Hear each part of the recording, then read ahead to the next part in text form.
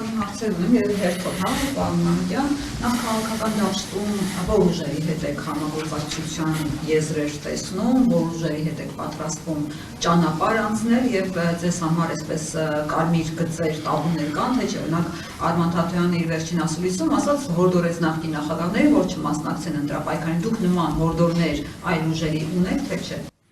Իրականում են, որ Նիկոլ Փաշինյանը սնվում է նախկին նախագահների որոշակի առած պրոցեսների հիման վրա, այդ բոլորին է պարզ, նույնիսկ պարզ է նախկին նախագահներին, բայց նման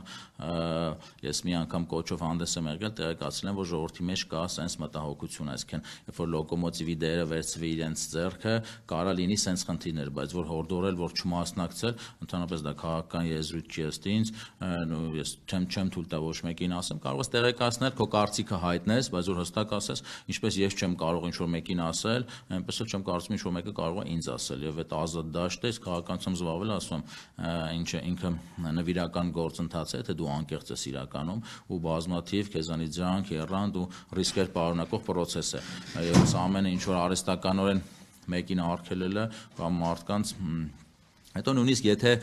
տարբեր տեսանկյունից կարանք նայենք, նույնիսկ եթե ընդդիմությունը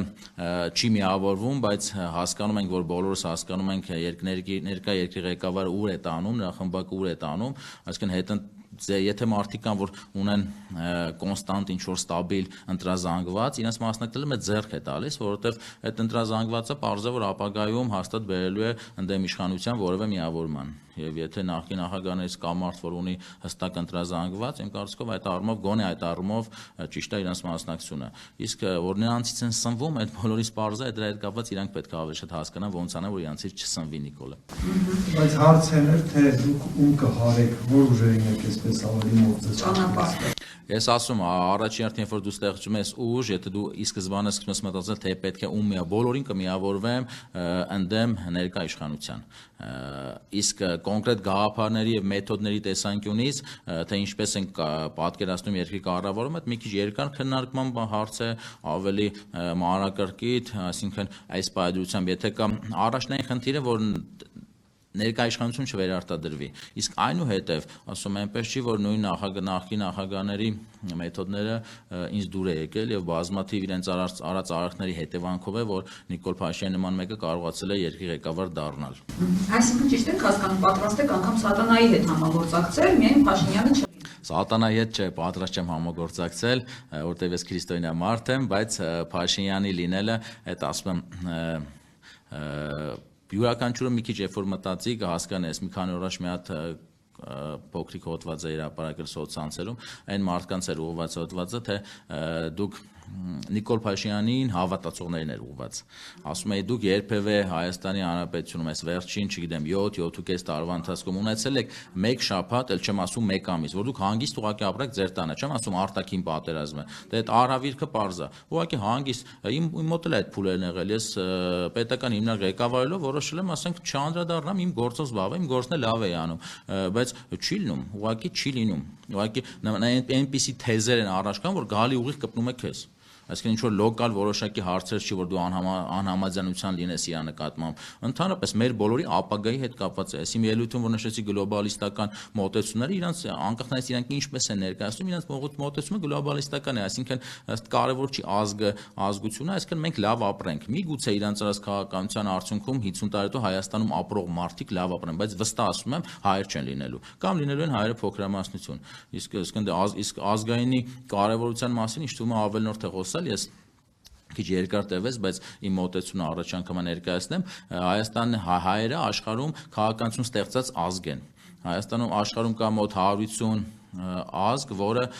ունի իր գիրը գրականությունը, իսկ որ հենց առանձին իր գիրն է, որ ես ինչքան գիտեմ մոտ 80-ի մոտ է։ Այսինքն մենք այդ վերջի, չգիտեմ, տարբեր գնահատականով 3000-ից 5000 տարվա պատմության ընթացքում մենք քաղաքականություն ստեղծած ազգ ենք եւ մենք պարտավոր ենք լինել։ Իսկ այս քաղաքականության արդյունքում ասեմ, եթե որոշվել է որ այս տեղանքի մարդիկ լավ ապրեն, միգուցե, հա, դե բարձր պատերազմ չլինի, խաղ լինի, ինչ որ բոլոր ամեն ինչին համաձայնվեն կամ ամեն ինչին տանք ով է, ամեն ինչ համաձայնվող տրվող մարդու հետ էլ ոչ մեկ չի ուզում կռվի, իրան ուղղակի օգտագործում են։ Ես մի քանի հարց ունեմ նաև ձեր ծրագրային դրույթների հետ կապված, պարոն Մանուկյան, օրինակ դուք ասել եք, ինչու Արցախի կորստից հետո Նիկոլ Փաշինյանը վերընտրվեց։ Դրա համար մի բաց պատճառ կար։ մեր հասարակությունում շատերի համար Արցախը այն նշանակությունը չուներ, որը պետք է ունենար, այսպիսի միտք եք ասել, Արցախի հարցի լուծումը ընդհանրապես դուք ոնց եք պատկերացնում, եւ արդյոք սա նշանակում է, որ Արցախի կորստի հետ հաշտվել ենք, փակենք էջը եւ անցնենք առաջ։ Դուք լսում եք ջան, ինձ կարող եք մատ առանձին հաղորդման հրավիրել, առանձին ես զրուցեմ ինչ ռետրոսպեկտիվ ես ոնց եմ գնահատում ինչ սխալների հետևանքով, շղթայական սխալների հետևանքով կորցրեցինք Արցախը։ Իրականում շատ երկար խոսույթ է, բայց այն որ ես ասել եմ, որ շատերի համար իրականում այդ արժեքը չունի, իրականում այդպես էր։ Ես անձամբ ծառայել եմ Արցախում, որպես զինվոր, ես այնտեղ բազմաթիվ ընկերներ ամեն են թուփը, քարը գրեթե մեծ մասը իմացել եմ, հիմա դառնա սիրելի վայր, բայց Հայաստանի Հանրապետություն բազմաթիվ մարդիկ հիմա իրական որ ասած չեն էլ եղել ու չեն էլ օգտվել ընդեղի որևէ ինչ որ բանից իրանք չեն եղել կապա չեն եղել մարդը այնուամենայնիվ մենք ինչքան էլ երազենք որ մարդիկ լինեն գաղափարային մարդիկ ավելի շատ իրանք որոշումները կառաջ կայացում են իրենց օրվա խնդիրներով սոցիալական հարցերով եւ կապվածություն չի եղել օգուտ չեն ստացել եւ դրա հետ կապված դրա համար նման խնդիրները պետքա չթողի որ ժողովուրդը կապված է թե չէ պետական մակարդակով հստակ այդ քաղաքականությունը վարվեր որովհետեւ Արցախը չկորցնենք որովհետեւ մեր 34 տարվա ամբողջ էներգիան, իղձերը կամ դրանից առաջ ցեղասպանությունից հետո կուտակված էներգիան մեր հայ ժողովրդի իղձերի եւ երազանքների տեղն էր եւ այդ հատվածը ուղակի տալ ճշնամուն վերջում էլ տարբեր եզրույթներով ներկայացնել որ այդ նորմալ էր որովհետեւ սենց էր այլ տարբերակ չկար իմ համար իրականում ես միշտ իմ խոսիթում փորձեմ կոռեկտ գտնվել սա դաշտ է այնպեսի պահեմ որ բայց եթե տենց ինչ որ միտեղ նստած լինենք շատ ուրիշ բնութագրերի է նման ես ուղակի փորձում խոսիթով կոռեկտ լինեմ եւ այդ դաշտը չեմ մտնում Դե պարոն Մարկյան, դուք առաջարկում եք, որ 4 երեխա ունենալու դեպքում կնոջը ազատեն հարկերից, ինչքան ժամանակով դա պետք է լինի, որովհետև կանայք մեծ ռեսուրս են իրականում տնտեսության մեջ, ու եթե ամեն 4-րդ երեխա ունեցող կինը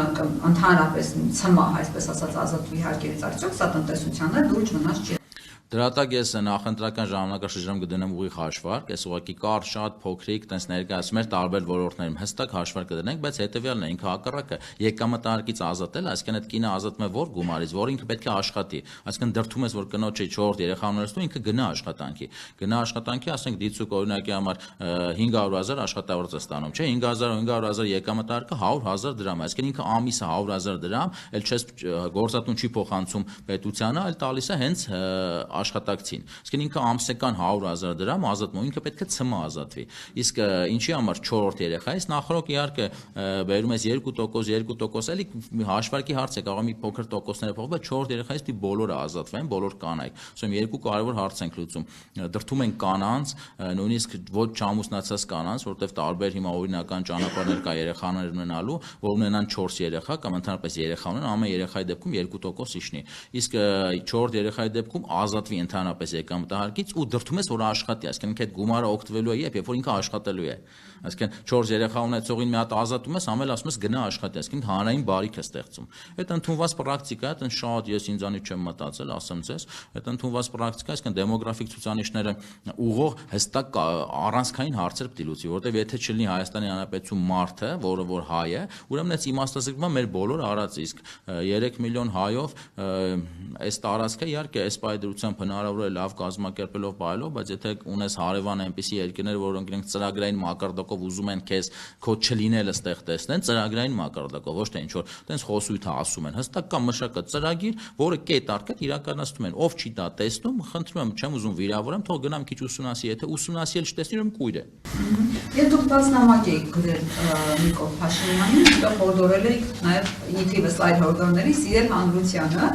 վարչապետը ամենավեսպես սրտիկներ է ուղարկում մարդկանց, ինչ սեր եք դուք ել ուզում վարչապետից եւ նաեւ այդ նամակում անդրադարձել եք, որ 2026-ի ընտրության ասել եք ընտրություններին բացի ձեր ճակերտավոր սիրելի ընդդիմությունից այլ մրցակիցներ եք ունենալու, ում եք դուք համարում այդ ճակերտավոր սիրելի ընդդիմությունը Այն ընդդիմությունը ասենք, այսինքն նախքին երկիրի ղեկավարած մարդկանց ուժերը, քանի որ ասում եմ իրենց արած բազմաթիվ քայլերի, այստեղ երկու պարադոքսալ խնդիր կա նախքին երկրի ղեկավարների հետ կապված։ Իրենք հայրենասիրության հետ կապված իրենց կյանքը ամեն ինչ ներդել են, արել են այդ հայրենի իրենց ժամանակին իրենց քայլը արել են, բայց այնուհետև հետագա իր գործողություններով բերել են նրան, որ երկիրը չի զարգացել, թույլ է զարգացել, բազմաթիվ մարդու իրավունքներ են խախտվել, ամենապրիմիտիվ իմ համար խիստ անընկալելի է եղել ընտրությունների կեղծելը, եթե ասում որոշում ես այնպես է ստացվել մեր երկրի վիճակը, այնպես է, որ պետք է իրենք մնան երկար ղեկավար, որպեսզի Արցախում խնդիր չլինի մնացած, այս ռիսկերը իրանք տեսնում էին, ուրեմն ավելի ընտրությունները դարձնեն, չգիտեմ, 7 տարին 1, 10 տարին 1։ Այդ նորմալ է, ասենք Ֆրանսիայում մինչև ահագին, չգիտեմ, Ժակ Շիրակի ժամանակ ինչքան հիշում դեռ 7 տարի էր, բայց եթե գնում ես ընտրության ու կեղծում ես, այդ ոնց որ մարդու իրական վիրավորում ես, ասենք ինքը մի քանի քայլերով իրանց բերեն հասեցին նրան, որ ժողովուրդի մեջ մինչև հիմա այդ կուտակված խնդիրն է, որ իրանցից մեծ մասայի մոտ իրանց անունը տալիս ես, ես ասում բազմաթիվ քայլեր արել են իհարկե, իրանք անձնական կյանքն են ներդրել, չգիտեմ, Արցախում են մասնակցել բազմաթիվ, որ հետադարձ նայում ես լավ քայլեր են արել, բայց մի քանի քայլեր են արել, որի արդյունքում այդ ամեն ինչը չեզոքացել է ժողովրդի աչքին արդեն ու հասավ այն վիճակին, որ եկավ նման իշխանություն։ Դրա համար այդքանով իրենք սիրելի են իրենց, որովհետև իրանց կարում է հաղթի Նիկոլը։ Հաղթել է Նիկոլը, կարում է հաղթի ու մեծ հավանականությամբ եւս կարա, եթե ուղիղ մնան իրանք նորից հաղթի։ Դրա համար ասում բաչի սիրելի ընդդիմությունից նաև լինել են այլ ուժեր ու բազմաթիվ են այդ խմորումները Հայաստանում։ Մենք կարողա չենք էլ տեսնում, անկչլրատվական դաշտում չեն երևում, բայց որ շփվում ես, տեսնում ես բազմաթիվ խմորումներ կան, իմ կարծիքով արդյունք լինելու է 26 թվականին։ Որ ում ասիրում ասեմ թե բոլորին սիրի էլի, ես թող բոլորին սիրի, որտեղ ես նկատել եմ, որ այդ սրտիկները հատուկ մարդկանց է ուղղված։ Ոչ բոլորին։ Չէ, իմ կարծիքով չէ։ Իր գործողություններում նման չի, որ սրտիկները ինքը հատուկ մարդկանց է ուղղում, ինձ թվում է։ Մեկ էլ սահմանից դուրս է երևի ուղղում։ Մի բան էլ հարցնեմ ու վերջելի, թողնեմ գործընկերներս էլ հարցեր ուղղեն, մեր երկրում բազմաթիվ, բազմագույն, բազմավեկտոր կուսակցություններ կան, մոտ 100-ի հասնող, հա, ինչքան հիշում եմ, այս վերջում հարցում է արել ռեգիստրից 80 քանիս էր վերջին տվյալներով գրանցված եւ գործող կուսակցությունները։ Այս ներկա բնակի մեջ չկար մի կուսակցություն, որի հետ դուք տեսնեիք գաղափարակից, նույն բան մտքեր ունենայիք, որ չստեղծեք, սիպատ լինեիք ձերը ստեղծել։ Ես երբ որ շարժումը ստեղծեցի, իրականում հենց այդ հարցը տվել են էլ ասել եմ նախընտրելի չի կուսակցություն ստեղծել, որտեղ մարդկանց կողմից առանց այնուամենայնիվ ինչքան էլ մտքերը մաքուր լինի բան, հենց լսում են նույն կուսակցություն արդեն բացական են նայում, անլուրջ են նայում, դրա տակ ինչ որ անդադ մարդիկ են ման գալիս, նպատակներ են ման գալիս, որը ինձ ձեռնատու չի իրականում։ Բայց քաղաքական դաշտում որոշակի շփվելով ես այդ թիմը չտեսա իրականում, որ գնամ միանամ այդ թվում գործուն ազդեցություն եմ։ Ես ունեմ բազմաթիվ գաղափարներ, իմ անցած ճանապարհով եմ ցույց տվել, որ ես կարող եմ ստեղծել թիմեր, կարող եմ թիմով արդյունքների հասնել, թե անձնական կյանքում, բիզնեսում, թե պետական աշխատանքի ընթացքում, եւ այս թիմը չտեսա, որ ես այնտեղ ինտեգրվեմ, այս պայմանությամբ չտեսա։ Միգուցե երբ որ դու հանդիսանում ես, հետո դիմողի կարգավիճակում այն պատասխանը չես ստանում ամբիցիայի տեսանկյունից, աշխատանք կատարելու հնարավորության տեսանկյունից, որը դու ակնկալում ես, եւ դրա համար ստիպված եղավ այն, որ որոշեցի հավաքեմ այն թիմը, որը կա, բայց այս թիմը ինքը, ասում Հայաստանի Հանրապետությունում մենք քիչ ենք, մենք տեղում բնակվողներից 3 միլիոն ենք, կուսակցությունը բազմաթիվ հարցեր մեր մոտ վերկուսակցական են, բազմաթիվ խնդիրներ, իմ համար չի լինելու առաջինը անձնական,